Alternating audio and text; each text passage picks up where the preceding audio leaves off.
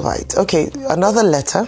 Now, the 2Ks, Kwara, now in Kebbi State. And then, of course, the big news dominating headlines this morning across Nigeria is the municipal council elections in Abuja. Your take on these stories? Haven't you noticed, Aya, that despite the fact that we have a lot of these letters, we don't have the security authority track where these letters are coming from and do something about them? So, I mean, when I say there's virtually no security in the country, you might argue and say, okay, why are you saying that, let's say inadequate security? But in a state where there's security, people write letters to threaten citizens and ask them for 100 million or they attack the community. And nothing is done about it. And most likely, if care is not taken, they will attack that community. The other day, they killed the traditional ruler. They murdered the traditional ruler in cold blood. The other day, they wrote letter to people in Kwara State. They wrote a letter, actually, before they attacked Woro. And you see, there is this thing we are so quick to forget. So as we speak today, Nigerians have quickly forgotten that we buried over 100, close to 200 people in Woro. We've moved on. Because you have the bad news coming up one too many times. Even the Operation Sahel Savannah that they put in there, despite the fact that the terrorists came out to release a video that they have kidnapped people, I've not heard that the Operation Sahel Savannah or whatever they call themselves have gone out there to rescue those people. And see what has happened to Woro. The first week, media went there. Woro was in the national consciousness. Now, media is off there. Everybody has forgotten Woro. We've not even gone to do a follow-up. Maybe their lives are better. Maybe people have returned to their homes or they're still hiding. I think I did cover a bit of that. Okay, yeah. But have we even done, so are people back to their homes in Woro as we speak today? No. I'm not talking about Arising. I'm talking about media in general. So do we know the fate of people in Woro? Do we know the fate of people that were kidnapped that they should? Or is the National Security Advisor going to tell us that, oh, they are going to be back home soon when they go to talk to the bandits again? So we've moved on and we don't care. Nobody's talking about it. It's not on the front burner. Mr. Bayan Onuga will just write that the president commiserates. This is sad. This is dastardly. We'll do something about it. We'll have Operation Sahel Savannah. And nothing gets done. And that's how people's lives get destroyed. As regards the second topic, I mean, if you think that what happened in FCT and other parts were elections, then you must be delusional. If you think those were elections, then you must be delusional. You see, that's just a reflection of how destroyed our democracy has become. At this rate, I have a piece of advice. It's just best we stop doing the elections. Let the ruling party just put whoever they want to put there. Because it's just a mere formality. That's why you see people didn't come out. Let the ruling party just put whoever they want to put there. Did you see the forms that they recorded? Did you see the mutilation? Some party have the nerve to come out to celebrate that we won. What did you win? At this rate, it's just best. Let's just stop it. Because these are not elections. This is a joke. This is delusion. And they're saying they're democracy. This is democracy. Ballot papers mutilated. Some polling units have more registered. When they count the votes in there, they have more registered people. Less registered people, and you have more votes. Mutilation here and there. Balkanization of the coalition center. And you call this election. So where is the free will of the people? So you can now see the reason why they didn't listen to the words of the people. They didn't want transparency in the process. And that's why they were so quick to sign that something into law less than 24 hours after, or 24 hours after that thing was passed. So, in the end, people emerged. Then PDP kept one, APC kept how many? 5. And we called that one elections. I mean, as far as I'm concerned, those are no elections. You see, it will get to a day. That's the day the truth will be spoken in this country. People will remember that I said my beats. And I know that day will come. It will not last forever. Those before them did worse than this. Where did they end? We will see. We will see. It is not today. So I don't have much to say about the so-called elections that happen. And for INEC, continue. I yield the floor. All right, Dr. Bati, your take on the stories this morning. Okay, very quickly. The big event over the weekend, February 21, Saturday, definitely was the elections in the 6 municipal area councils in Abuja, the by-elections in 2 local councils in Kano State, and then also the elections in Rivers, all giving APC the dominant position, winning 5 out of the 6 area councils in Abuja. It seems to me that we had said previously that this will be a litmus test for the Electoral Act 2026. Those elections taking place, the first set, under the framework of the Electoral Act 2026. And we may well say that all these by-elections and off-cycle elections that will come will be like, test cases for what will happen in 2027. What have we seen in the elections that just ended? Is the critical point about voter turnout. What is democracy if the voters don't come out to vote? It is called participatory democracy. It is called democracy of the people, for the people, and by the people. Now, in Abuja, to be specific, to use that example, most of the people did not turn out. I saw a post by Frank Tietie, who is, part of our team, in which he showed that in Aso Rock, he went to about 6 polling stations at about 9:30 a.m. on voting day. The INEC officials were there, but no voter. Some other persons have reported that by 1 p.m., they went round. In some polling stations, they didn't see anybody. Voter apathy undermines the participatory content of popular democracy. So how do you explain it? Considering the fact that Yaga Africa had done a report in which it has said, there will be voter turnout, in the northern part of the country. There will be a lower enthusiasm in the southern part of the country. Now we have had these elections immediately after Electoral Act 2026, and the people refuse to come out. You may say, in the case of Aso Rock, reported by Frank Tietie, that, the elites, they actually don't go out to vote.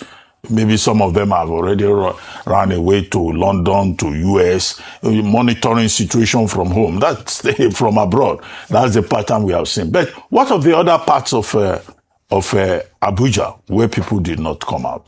So I think the lesson here is that the voter mobilization unit of INEC still has to do a lot more to mobilize the people. The political parties also need to do a lot more to mobilize the people. Otherwise, in 2027, everybody will just assume, as we have always pointed out here, although some people say we should not be saying that it will appear that the election has been won and lost. So the people will say, why bother? If I vote, it won't make any difference. Democracy is about the people who come out to vote. That is why, if you don't come out to vote, you have abdicated your responsibility. You have abdicated your own civic duty. What is the second message? Now, INEC, I don't think, can be blamed. INEC showed up very early in all the polling stations that they showed. They were there long before 9 o'clock. But if the people do not come, what can INEC do? The only thing that INEC can do is just to collect, count the votes of the people who show up. INEC pre-election can do voter mobilization, but on voting day cannot go and force people in their homes to come out. So what INEC should learn from this is also investing a lot in voter education, voter mobilization. What is the role of the security agencies, who are also major stakeholders in the process? Well, the reports about the role of the security agencies indicate that these security agencies were just mere bystanders. Bystanders. In one particular polling station that was recorded, there was open buying of votes. The question was asked, what are these security agents doing? Police, civil defense, They were more like spectators. They just allowed the party agents, the politicians, to do their own thing. That is not good enough because security will need to be guaranteed. And that's perhaps why some people even decided to stay away. Number 4, of course, is that I haven't heard much about this electronic transmission. Maybe in the days to come, there will be commentary about that. But it looks like in Abuja, the vote has been won and lost. In Kano, APC won in the 2 by-elections, APC. So, which will indicate that Governor Abba Yusuf, on the surface of it, has shown that he too can deliver the APC in Kano State. But there is a caveat to the Kano situation, and that is the Kwankwansia movement saying that the 2 candidates that won, they were actually the nominees of the leader of the NMPP, that's Dr. Rabiu Musa Kwankwanso, who were given the positions by Kwankwanso because he wanted to compensate their fathers. But as it happened, those 2 candidates who won in Kano Municipal and another local council decided to join the APC along with the governor. But generally, we have also seen, in terms of future photo, that there may well be a lot of litigations in 2027. Already, the People's Democratic Party jubilating that, this is evidence of the resurgence of the PDP. Is also saying that it won not just in Gwagwalada, it won in Kuje and also 2 local councils. And Dr. Paul, I think that's his name, Amos Paul, who is a candidate for the Abuja Municipal Council, says he's going to go to court. So there will be a lot of litigation. If anyone thought that Electoral Act 2026 will simplify and reduce rigging, reduce the influence of money and all of that, well, that would be too much to hope for. And we just hope that all the stakeholders, including the ADC, that put up shows in Abuja and got nothing, will learn from this, and all the parties will re-strategize. What that will imply in the future is something we cannot say. However, the president has been congratulated, whether it is Wike himself congratulating the president, or Governor Dakwa Abiodun and other stakeholders saying, or Chairman Yitwada of the APC, saying that this is evidence, or Lagos State APC, who were even more hyperbolic, to say that this shows that, the APC is doing well at the grassroots level, and this is a referendum, Lagos State APC says, on the performance, the good works of President Bola Ahmed Tinubu. I don't think that this is a time for triumphalism. It is a time for review, for introspection, for us to see how this Electoral Act 2026 is going to work out. Now, as for insecurity, this is a problem. The only thing to just say is that there's still a lot more to be done. And what the government says, what the military, the armed forces assure us, is that they are working on it.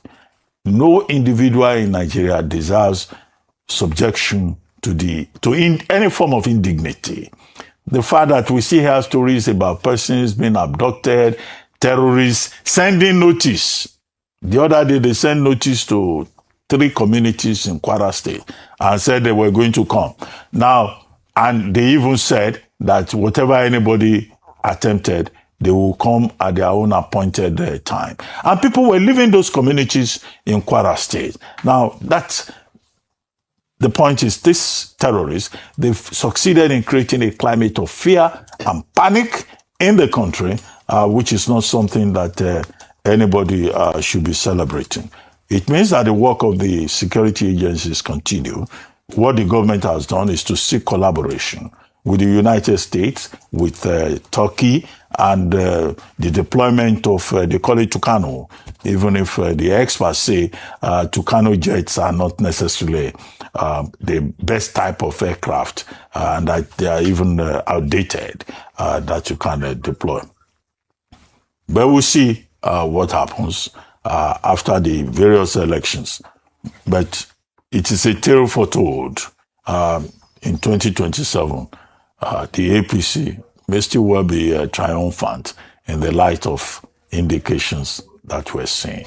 There is a challenge to the political parties to be better organized, and for INEC to learn whatever lessons it can learn from this process and scale up in terms of voter education and voter mobilization.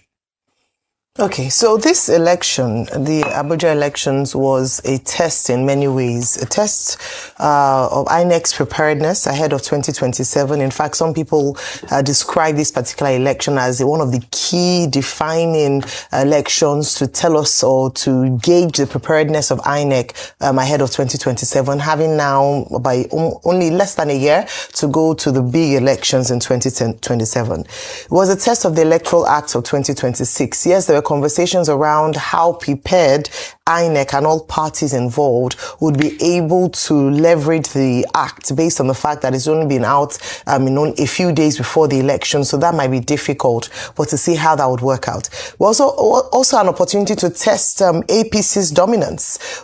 They've been talking about the fact that they are the popular party, they are dominating the politics in Nigeria's election, and so this was a fine moment for them to demonstrate that, particularly because Abuja was a sore point for them in the last elections. Recall that during the presidential elections, they were not able to get the popular vote in Abuja.